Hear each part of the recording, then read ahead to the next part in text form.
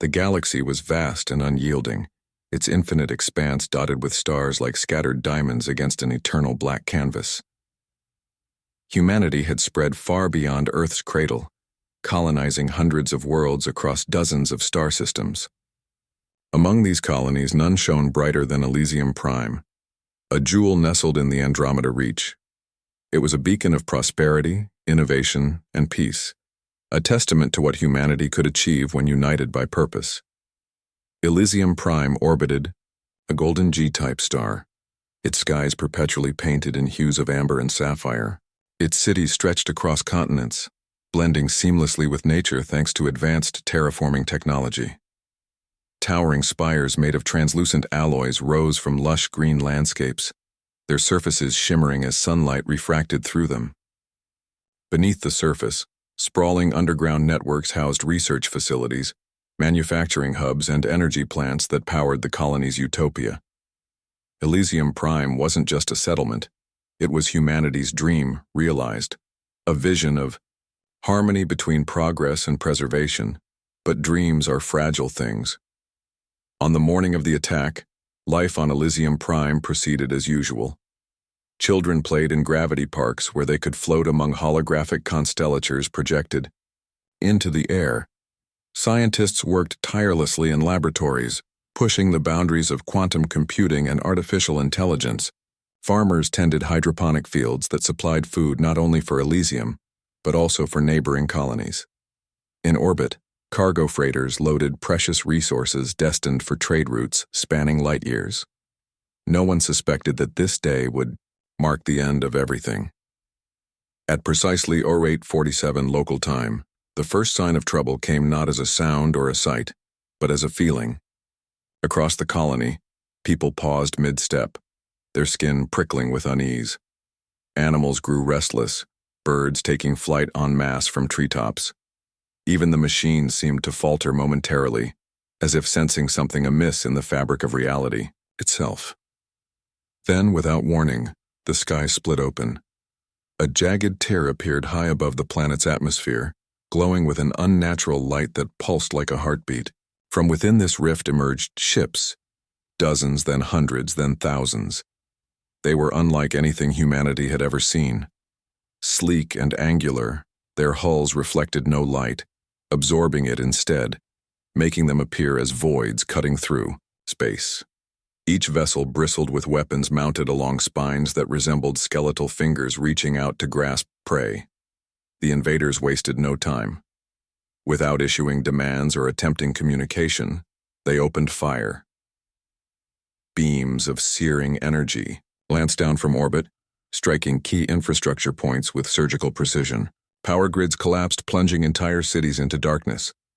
Communication arrays exploded in showers of sparks, severing contact with the rest of human space. Defense satellites, designed to repel pirates or rogue asteroids, proved utterly useless against the alien onslaught. Their shields failed instantly under bombardment, leaving the colony defenseless. Panic erupted as civilians fled their homes, seeking shelter wherever they could find it. Emergency broadcasts blared warnings over public address systems, urging citizens to evacuate to underground bunkers. But escape routes quickly became bottlenecks as millions tried to flee at once. Above ground, chaos reigned supreme.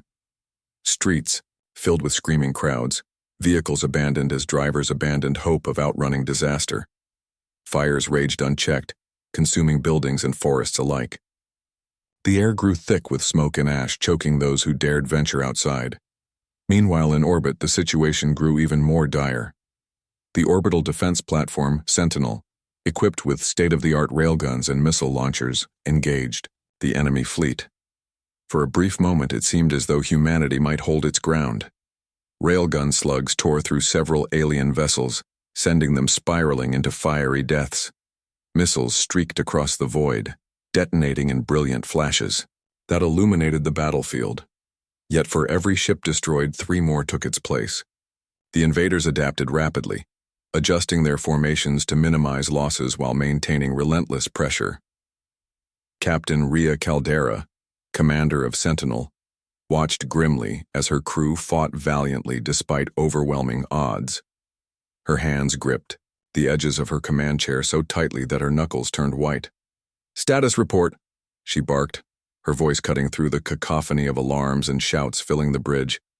"Shields at 20%, replied Lieutenant Marcus. Hale, his tone strained. "Primary weapons offline. Secondary batteries holding, but we're losing power fast." Caldera clenched her jaw. She knew what had to be done. "Divert all remaining power to the main cannon," she ordered. "We'll make our last stand." "Count." "Yes, ma'am," Hale acknowledged, his fingers flying over the console. Around him, other officers worked feverishly to carry out the order. Lights dimmed as auxiliary systems shut down, redirecting energy to the massive particle accelerator mounted on Sentinel's dorsal spine. Seconds later, the weapon charged, emitting a low hum that vibrated through the station. Caldera locked onto the largest concentration of enemy ships and gave the order to fire. A beam of pure energy erupted from the cannon, slicing through space with devastating force. Dozens of alien vessels disintegrated instantly, their dark forms consumed by the brilliance of the blast. Cheers erupted on the bridge, but Caldera allowed herself only a fleeting smile. One volley wouldn't be enough. As expected, the invaders regrouped almost immediately. Their counterattack came swiftly, battering Sentinel's already weakened defenses. Explosions rocked the station, throwing crew members off their feet. Alarms screamed as critical systems failed one after another. Caldera stood firm, refusing to abandon her post even as flames licked at the edges of the bridge. "We've lost primary propulsion," reported Hale, his voice trembling. "Life support failing. Hull breaches on decks 4 through 7. Evacuate non-essential personnel," Caldera commanded, her voice steady despite the chaos around her. "Prepare for self-destruct sequence." Hale hesitated, staring at her in disbelief. "Ma'am." "You heard me, Lieutenant," Caldera said firmly. "If we go down, we take as many of them with us as possible. Activate the core overload protocol."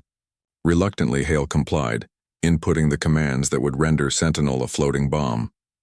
As the countdown began, Caldera addressed her crew over the intercom. "To my brothers and sisters aboard this station, you have fought bravely today. Know that your sacrifice will not be forgotten. To those still alive on the surface, may you find strength and unity. Humanity will endure." With those final words, Sentinel detonated in a cataclysmic explosion that engulfed hundreds of alien ships. Debris rained down upon Elysium Prime, adding to the devastation below. Though the loss of the orbital platform dealt a significant blow, to the invaders it did little to halt their advance. Ground forces deployed shortly thereafter, descending upon the planet in swarms of drop pods.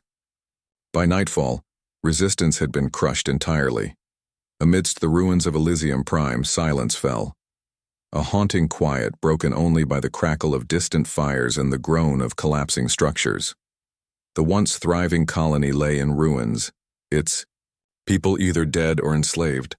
Survivors huddled in hidden bunkers praying for rescue that might never come. Those who managed to escape aboard private shutacks or smuggler vessels carried with them tales of horror, stories of unimaginable destruction wrought by an enemy whose motives remained shrouded in mystery. One such survivor was Ensign Dax Torin, a junior officer stationed aboard Sentinel. Barely conscious, he drifted aimlessly in an escape pod, his body battered and burned. His last memory before blacking out was of Captain Caldera's defiant gaze as the station exploded around her. When he awoke days later, adrift near the edge of the system, he discovered faint distress signals emanating from Elysium Prime's remains. Gathering his strength, he recorded everything he could remember about the attackers, their ships, their tactics, their sheer ruthlessness, and set course for the nearest human outpost. Unbeknownst to Torin, his journey would spark a chain reaction that would reverberate throughout human space. News of Elysium Prime's fall spread like wildfire, igniting fear and outrage among billions of colonists. Governments convened emergency summits, debating how best to respond to this unprecedented threat. Militaries mobilized, preparing for war. Scientists pored over fragments of alien tech recovered from debris fields, desperate to understand what humanity faced. And somewhere deep within the hearts of ordinary men and women, a resolve hardened. If Elysium Prime could fall, then no world was safe. Humanity would not cower in the face of annihilation. It would rise, not just to survive, but to strike back. Thus began the greatest conflict the galaxy had ever known. The fall of Elysium Prime sent shockwaves through human-controlled space. What had once been unthinkable, a coordinated assault capable of annihilating an entire colony, was now a grim reality. Fear gripped the population as news of the devastation spread. Refugees from nearby systems flooded into safer zones carrying tales of terror and loss. Governments scrambled to maintain order while grappling with the enormity of the threat. For the first time in centuries, humanity found itself united, not by shared ideals or aspirations, but by sheer necessity. Unity amidst chaos, in the wake of the attack, Earth became the epicenter of humanity's response. Leaders from every corner of human space convened at the United Galactic Council Chamber, a towering structure nestled within New Geneva's sprawling metropolis. Holographic displays flickered above the assembly chamber, showing real-time updates on refugee flows, resource allocations, and intelligence reports. The atmosphere was tense, charged with urgency. Admiral Cale Voss stood at the forefront of this gathering. A veteran of countless skirmishes during humanity's early days of colonization, Voss exuded authority, tempered by wisdom. His grizzled features and piercing gray eyes commanded respect, even among those who doubted traditional military strategies. As he addressed the council, his voice carried both gravitas and resolve. Elysium Prime is gone, Voss began, his tone steady, despite the weight of his words. But we cannot allow despair to consume us. We must act, not just to avenge our fallen brothers and sisters, but to ensure that no other world suffers the same fate. His speech resonated deeply. For decades, humanity's colonies had operated semi-independently, each pursuing its own interests. Now, faced with existential peril, they rallied together under a single banner. Corporations suspended profit-driven agendas, redirecting funds toward defense initiatives. Scientists abandoned personal projects to collaborate on wartime innovations. Billions volunteered for service, driven by grief, patriotism, and a burning desire for justice. The largest fleet ever conceived at the heart of humanity's counteroffensive lay an audacious plan: the construction of 700,000 warships. It was a number so staggering that many initially dismissed it as impossible. Yet necessity bred ingenuity, and humanity rose to the challenge with unprecedented determination. Factories across human space transformed overnight. Assembly lines hummed with activity as automated drones worked tirelessly alongside human engineers. Orbital shipyards expanded exponentially, their scaffolding glowing against the void of space. Entire moons were stripped of resources to feed the insatiable demand for raw materials. AI-driven logistics networks ensured that components reached their destinations with clockwork precision.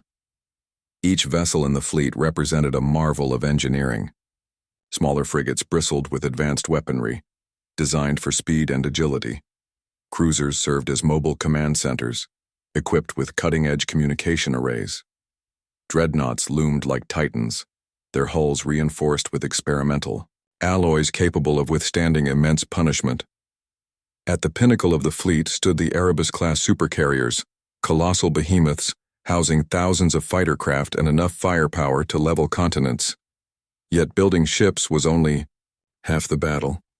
Equipping them required equally monumental efforts. Weapons laboratories pushed the boundaries of physics, developing technologies previously deemed theoretical. Quantum cannons capable of firing beams that warped space-time entered mass production. Cloaking devices, once relegated to science fiction, became standard issue for stealth operations. Even artificial intelligence played a critical role, with sentient combat AIs integrated into every ship to enhance decision-making and coordination. Key figures emerge as humanity prepared for war. Individuals emerged whose actions would shape the course of history. Admiral Cale Voss, tasked with commanding the largest fleet ever assembled, Voss bore the weight of billions of lives on his shoulders.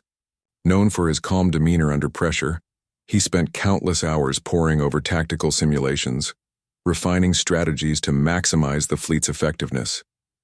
Despite his stoic exterior, he harbored doubts about whether humanity could truly withstand the alien onslaught. Still, he refused to let fear dictate his decisions. Dr. Ilara Quinn, a prodigy in quantum mechanics, Dr. Quinn led the effort to reverse engineer alien technology recovered from the wreckage around Elysium Prime. Her team worked around the clock, dissecting fragments of alien weaponry and analyzing energy signatures.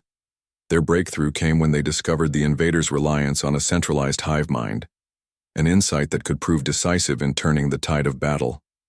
Quinn's brilliance earned her admiration, but also isolation.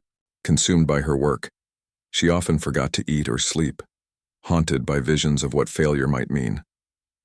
Captain Jarek Solon. Among the volunteers flooding recruitment centers was Captain Solon, a hot-headed pilot whose family had perished during the attack on Elysium Prime. His grief manifested as anger, fueling his determination to exact vengeance. Assigned to lead a squadron of elite fighters, Solon trained relentlessly, pushing himself and his crew to their limits. Though admired for his skill, his impulsiveness sometimes clashed with superior officers, earning him a reputation as both a hero and a loose cannon. Tension builds. While the fleet took shape, intelligence reports painted an increasingly dire picture. The aliens, dubbed the Zalthari after intercepted transmissions revealed fragments of their language, had begun targeting additional colonies along the edge of human space. Scouts reported sightings of massive fleets amassing near key strategic points, suggesting that the Zalthari intended to expand their campaign of extermination. Refugee testimonies provided chilling details about the invaders. They described relentless bombardments followed by ground assaults led by biomechanical horrors, hybrid creatures that combined organic flesh with mechanical enhancements. Survivors spoke of being rounded up and subjected to unspeakable experiments, their bodies harvested for resources. These accounts fueled public outrage, further galvanizing support for the war effort. Amidst the preparations, debates raged over strategy. Some advocated for immediate retaliation, arguing that striking swiftly would catch the Zalthari off guard. Others cautioned patience, urging leaders to focus on fortifying defenses before engaging in open conflict. Admiral Voss navigated these conflicting viewpoints with diplomatic finesse, balancing aggressive posturing with pragmatic planning. A glimmer of hope. Despite the overwhelming odds, hope flickered in unexpected places. Propaganda campaigns emphasized resilience and unity, reminding citizens of humanity's indomitable spirit. Stories of heroism spread far and wide, from engineers working overtime to meet deadlines, to soldiers risking their lives to protect civilians. Art and music flourished as expressions of defiance, capturing the collective determination to survive. As the final pieces of the fleet came together, humanity braced itself for the inevitable confrontation. The countdown to deployment loomed, large, ticking away seconds that felt like lifetimes. In quiet moments, people gazed skyward, wondering if the stars still held promise, or only peril. And yet, amidst the uncertainty, one truth remained clear. Humanity would not go down without a fight. The day had finally come. After months of feverish preparation, humanity's greatest armada, a fleet of 700,000 warships, was ready to strike back against the Zalthari. The ships assembled in orbit around Earth, their hulls gleaming like molten silver under the planet's pale blue light. It was a sight both awe-inspiring and terrifying, a testament to humanity's ingenuity and resolve. Yet beneath the surface of unity lay simmering tensions, fear of failure, doubts about strategy, and the crushing weight of knowing that billions of lives depended on their success. Admiral Cale Voss stood on the bridge of the flagship Invincible, Dawn, his eyes scanning the tactical holomap projected before him. Each glowing icon represented a ship under his command, a force so vast it seemed almost otherworldly. He exhaled slowly, steadying himself for what lay ahead. Signal all squadrons. he ordered, his voice calm but firm. Jump sequence begins in 10 minutes. The fleet vanished into slip space, one section at a time, emerging near the edge of known space where intelligence reports indicated the Zalthari were amassing. Their destination was Proxima Delta, a sparsely populated system whose central star glowed faintly red. Proxima Delta wasn't strategically vital, but its proximity to human territory made it a likely target for the invaders. Scouts had confirmed the presence of a significant Zalthari force there, making it the perfect location for humanity's first offensive. The first clash as the fleet emerged from slipspace, the scale of the enemy became horrifyingly clear. Thousands of Zalthari vessels hung in the void, their dark forms blotting out the stars. They moved with eerie synchronization, as though guided by a single mind. Admiral Voss clenched his jaw. "So this is what we're up against," he muttered. The battle began without preamble. The Zalthari opened fire immediately, unleashing torrents of energy beams that lanced across space like deadly serpents.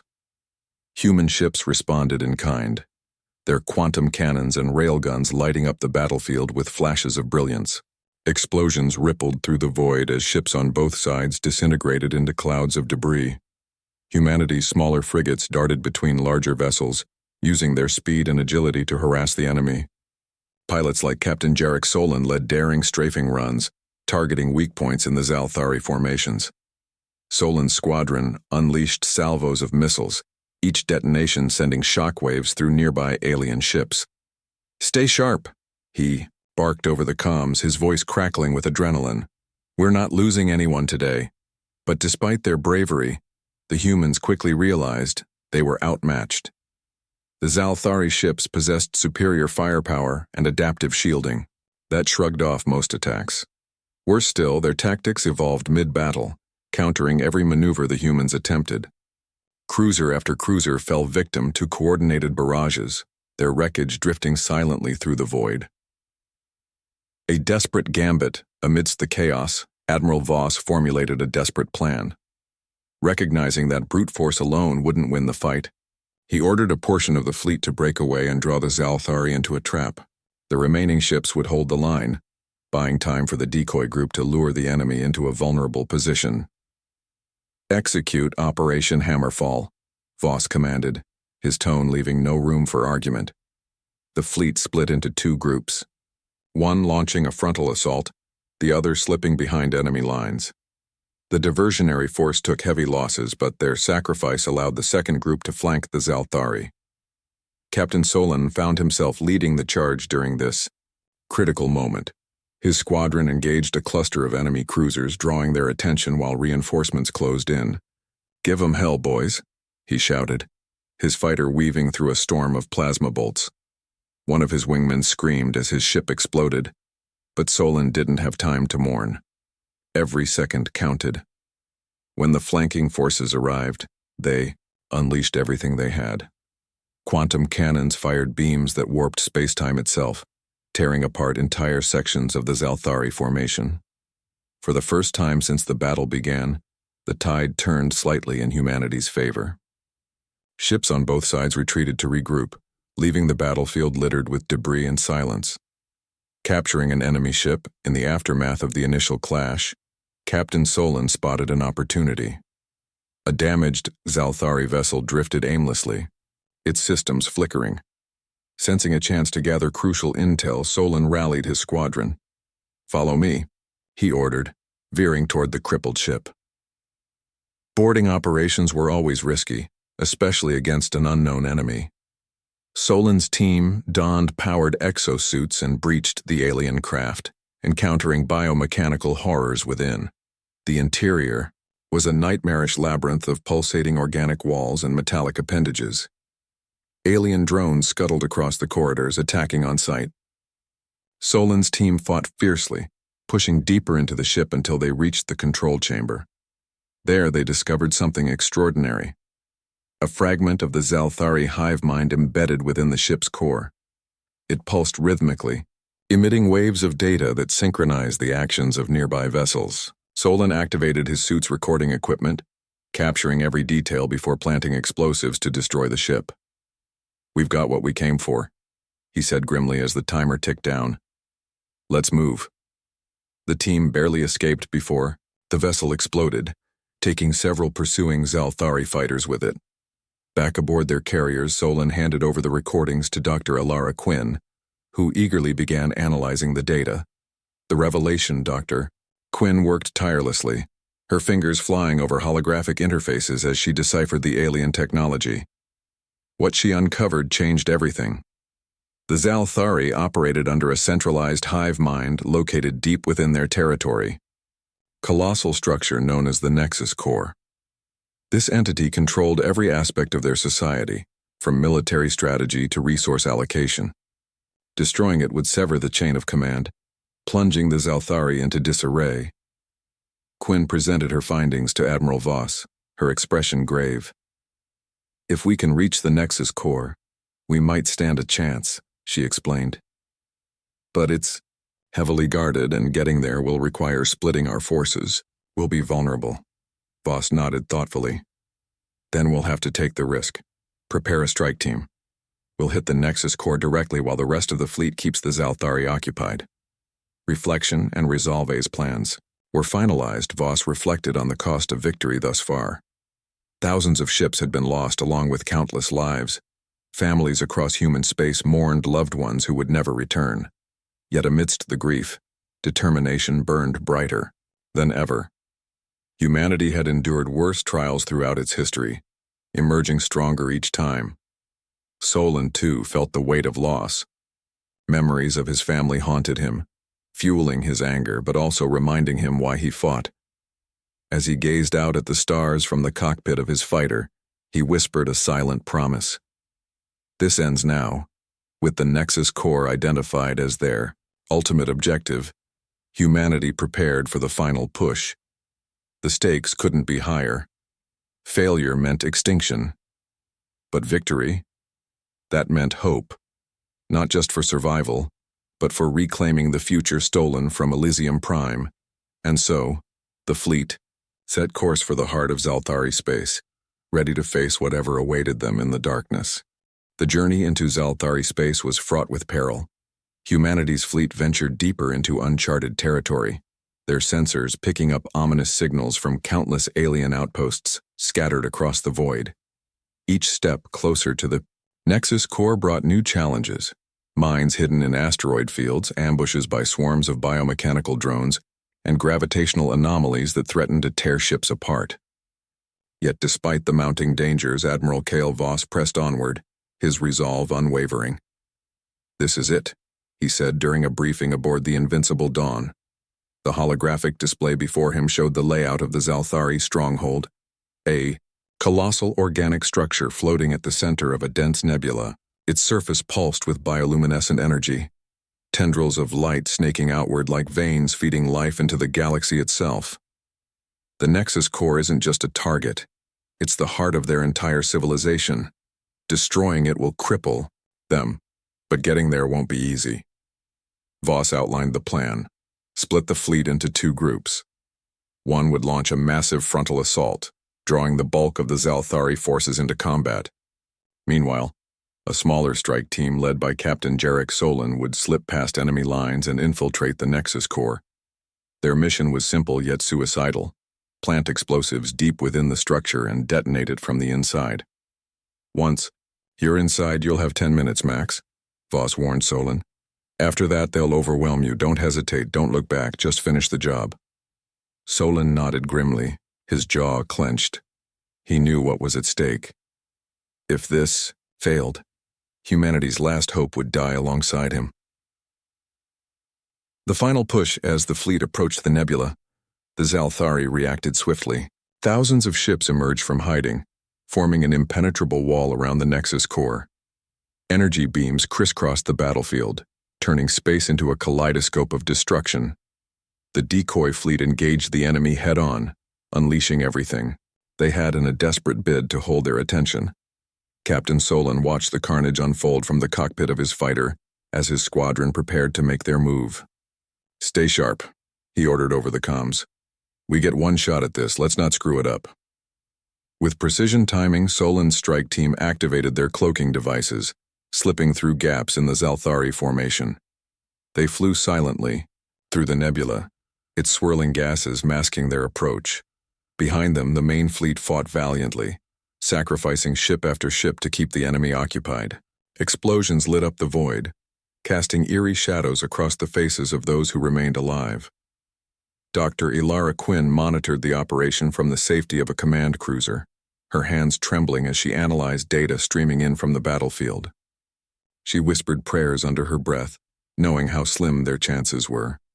"Come on," she murmured, staring at the hollow map. "Just a little further." Inside the Nexus core. Reaching the Nexus core required navigating a labyrinth of defenses.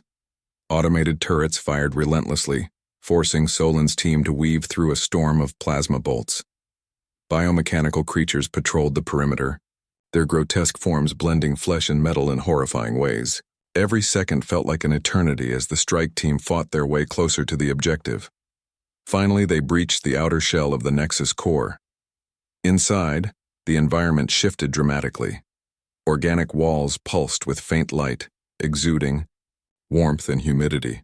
Strange sounds echoed through the corridors, a mix of mechanical whirring and biological gurgling. It was as though they had entered the body of some colossal living organism. Solin led the way, planting charges at key structural points. His movements were deliberate, each step calculated to minimize noise. But the deeper they went, the more resistance they encountered.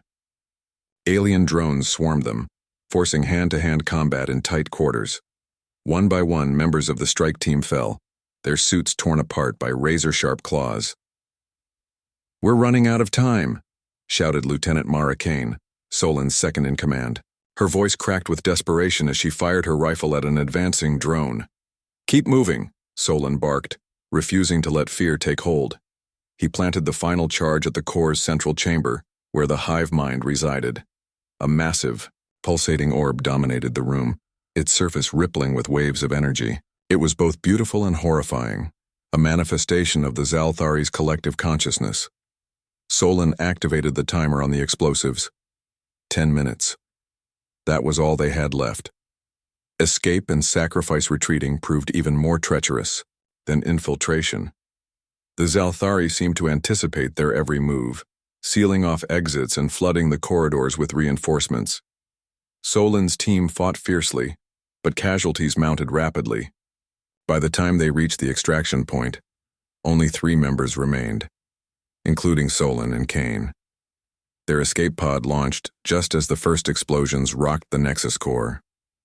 Through the viewport, they watched in awe as the structure began to collapse inward, its bioluminescent glow fading to darkness. Tendrils of energy snapped like frayed wires, releasing shockwaves that rippled through space. The Zalthari fleet, deprived of its guiding intelligence, descended into chaos. Ships collided with one another or drifted aimlessly, their crews paralyzed by confusion. Back aboard the Invincible Dawn, Admiral Voss received confirmation of the Nexus core's destruction. Relief washed over him, tempered by sorrow for those who hadn't made it back. "Mission accomplished," he announced, to the fleet. "Prepare for withdrawal." Aftermath, the surviving human fleet limped home, battered but victorious. Billions celebrated across human space, hailing the brave souls who had turned the tide of war. Yet the cost of victory weighed heavily on everyone involved. Entire colonies had been lost, families shattered, dreams extinguished. The scars of battle would linger for generations. Admiral Voss stood on the observation deck of the Invincible Dawn, gazing at Earth rising above the horizon. "It's not over," he said softly to himself. "Not truly. There'll always be threats out there. But today we showed them what humanity is capable of." Dr. Quinn reflected on the scientific breakthroughs achieved during the war, vowing to use her knowledge to rebuild and innovate. And Captain Solin, haunted by the memories of fallen comrades, found solace in the knowledge that their sacrifice had not been in vain. Humanity had faced annihilation and emerged stronger than ever. Though the road ahead would be long and uncertain, one truth remained clear. The stars still belong to those willing to fight for them.